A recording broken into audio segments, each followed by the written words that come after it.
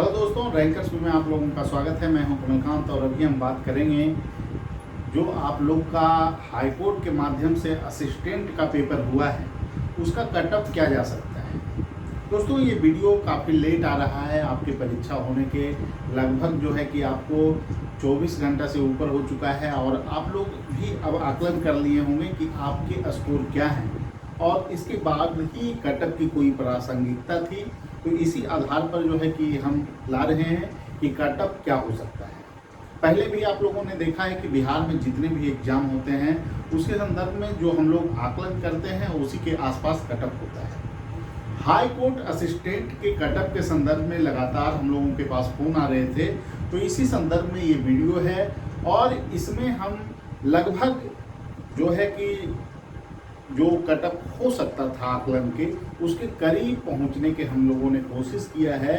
और उसमें 2-3 देखिए मापदंड होता है दोस्तों, जिसके आधार पर आप कटअप को निर्धारित कर सकते हैं कि कटअप क्या हो सकता है। पहला जो मापदंड है वो है कितने छात्रों ने फॉर्म को भरा, छात्रों की क्या संख्या रही, परीक्षा में बैठने वालों की संख्या क्या थी, सीट की संख्या क्या थी। ये सभी फैक्टर हैं। अगर पिछली बार एग्जाम हुआ है तो उसका कटअप क्या रहा है,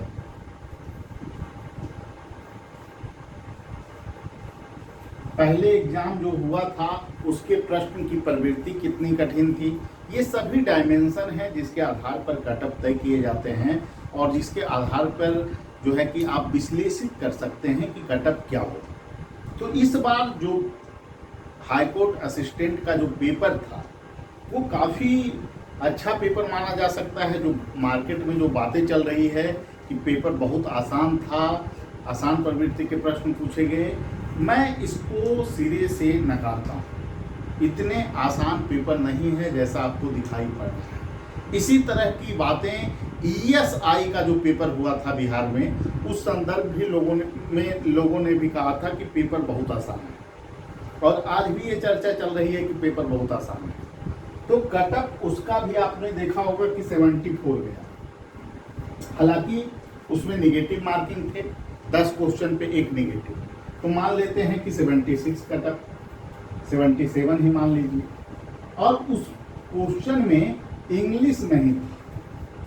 एक बड़ा फैक्टर आप जान लीजिए, क्वेश्चन की प्रवृत्ति लगभग आसान थी और उसमें इंग्लिश नहीं था, लेकिन हाई कोर्ट के पेपर में इंग्लिश शामिल है, वो भी 25 नंबर का। तो ये फैक्टर एक बनने जा रहा है जो कि आपको कटअप को डिसाइड करेगा।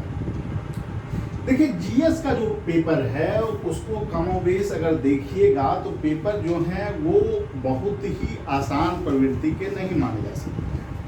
कुछ क्वेश्चन हैं जिसमें कंफ्यूजन छात्रों को हुए होंगे और निश्चित तौर पे मेरा जो मानना है कि 25 क्वेश्चन में अगर बेहतर स्थिति के छात्र हैं तो वो यहाँ पे 20 क्वेश्चन आसानी से कर सकते हैं और ये रेंज बढ़कर हो सकता है कि 22 भी हो गए, किन्हीं का 23 पे भी जा सकता है, लेकिन 22 एक बहुत अच्छा स्कोर माना जा सकता है।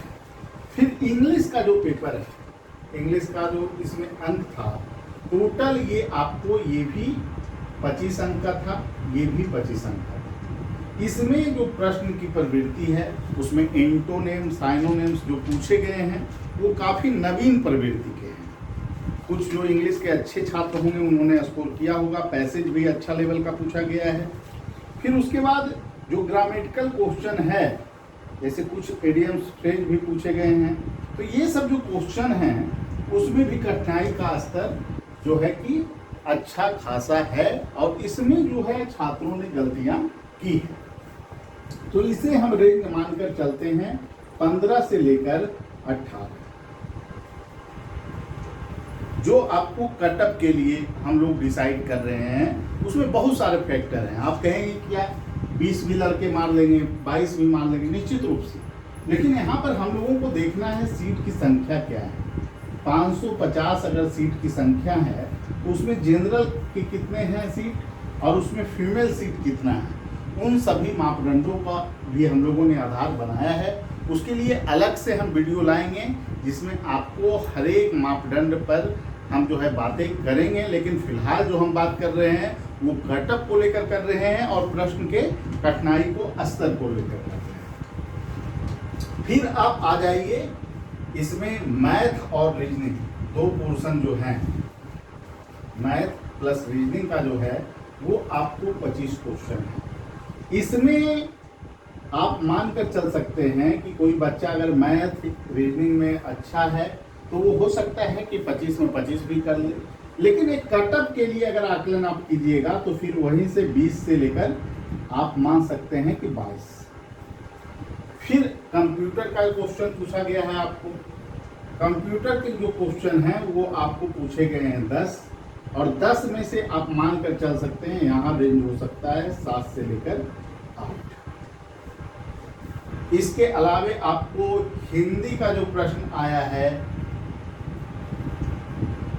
उसकी संख्या है 15, और इसमें जो रेंज हो सकता है वो आपको हो सकता है कि 12 से लेकर 13 क्वेश्चन बच्चे सही कर सकते हैं। अब देखिए ये जो फैक्ट आप देख रहे हैं इससे कटअप डिसाइड नहीं होता है।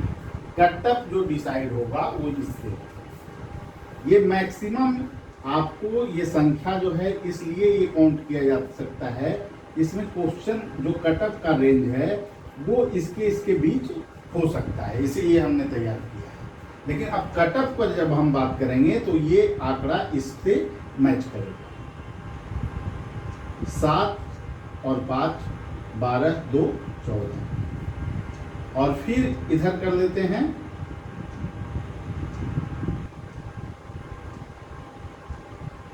2 1 3 5 6 7 74। ये कट, इससे ऊपर कटअप किसी भी स्थिति में आपको जाने नहीं जाना। 74 से ऊपर कटअप नहीं जाएगा, ऐसा मुझे पूरा विश्वास है अभी तक के अनुभव के आधार पे। जनरल का कटअप जो होगा वो आपको, अब कटअप पे हम बात करेंगे, वो हो सकता है जनरल मेल के लिए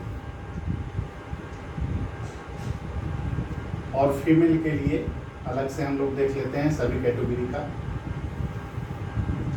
तो जनरल मेल के लिए आपको कटअप जो हो सकता है वो 70 से 74 के रेंज में हो सकता है, और ये फीमेल के लिए कटअप जो हो सकता है वो 62 से लेकर 64 के आसपास रहेगा, क्योंकि इसमें जो है आपको पुरुष की तुलना में महिलाओं का जो गैप है, आप चाहे बीपीएससी का भी देख लीजिए इस बार का 91 से और फिर 84, तो कटअप का जो गैप है वो रहेगा ही, इसमें आप कम करके नहीं। बहुत सारे यूट्यूब चैनल पे आप देख रहे होंगे कि कटअप जो दिखाया जा रहा है कि पुरुष और लड़कियों के बीच में मात्र 3 नंबर का गैप है, 4 नंबर का गैप है, तो ऐसा कुछ क्रांतिकारी परिवर्तन होने की संभावना नहीं।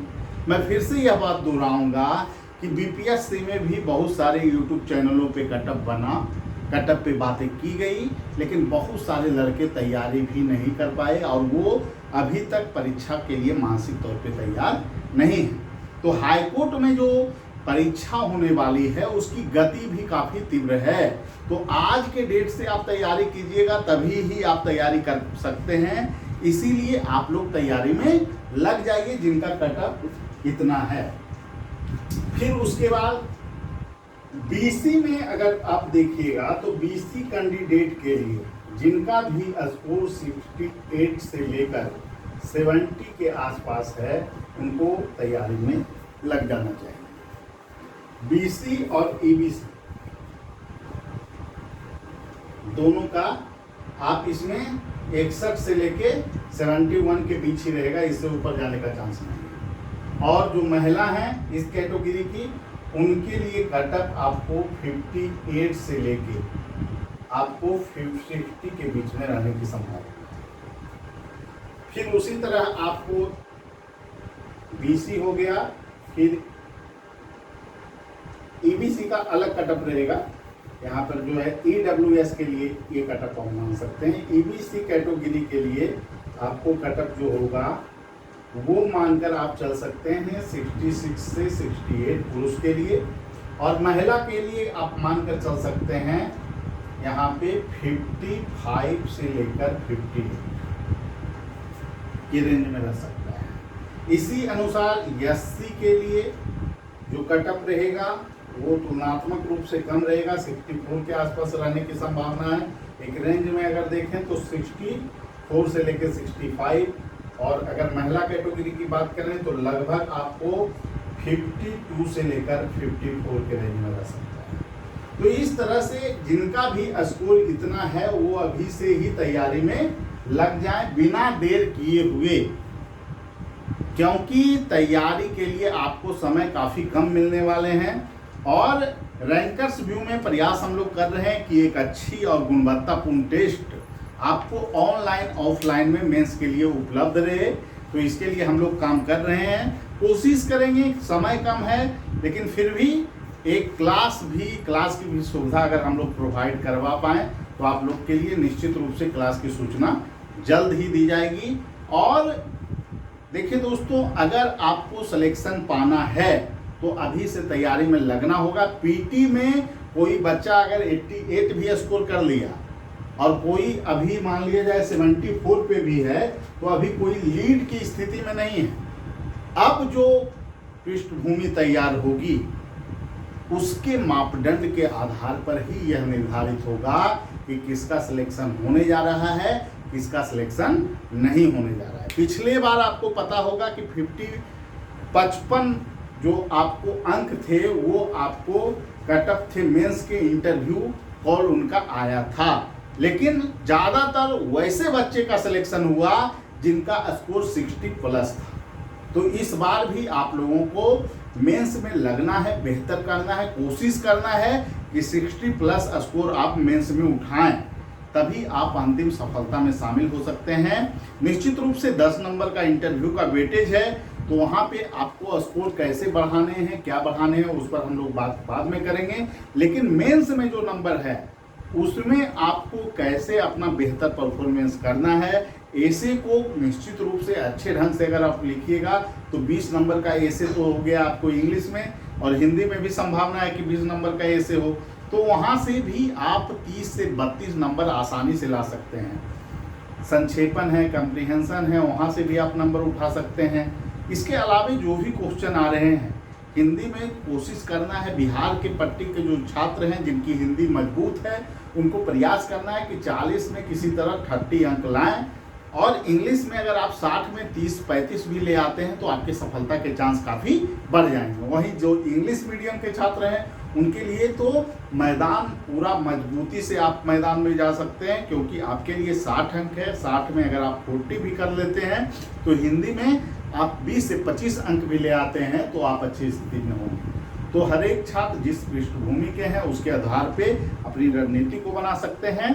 निश्चित रूप से मैं यही कहूँगा, जिनका स्कोर इतना है 60-70 से लेके 74 की स्थिति पे, वो बिल्कुल तैयारी करें। 74 वाले तो बिल्कुल सेफ हैं।